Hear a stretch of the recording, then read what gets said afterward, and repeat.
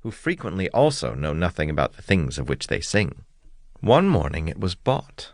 The furrier's boy had been sent to fetch a bottle of the best wine, and then it was packed into a large basket, together with ham, cheese, sausages, the best butter, and the finest bread.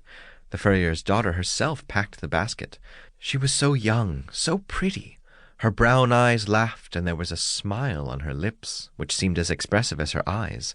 Her hands were small, soft, and white, but not so white as her forehead and throat. You could see at once that she was one of the prettiest girls in the village, and still she was not yet betrothed.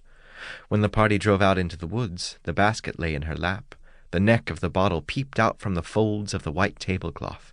The red sealing wax on the cork looked right in the face of the young girl, and looked also at the young sailor who sat beside her. He had been her friend since childhood, and was a portrait painter's son. He had recently passed his examination for the naval service with high honors, and on the next day he was to sail away, far away, to foreign lands. This had been spoken of during the packing of the basket, and it hadn't been quite so pleasant to look at the eyes and lips of the furrier's pretty daughter while there'd been talk of that. The two young people went for a walk in the green forest, talking. And what did they talk about? The bottle couldn't hear that, for it was left in the basket.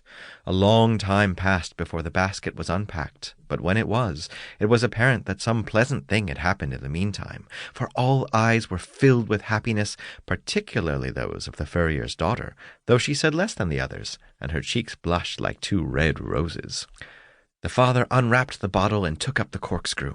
Yes, it was a strange sensation that the bottle felt when, for the first time, the cork was drawn. The bottleneck could never forget that solemn moment.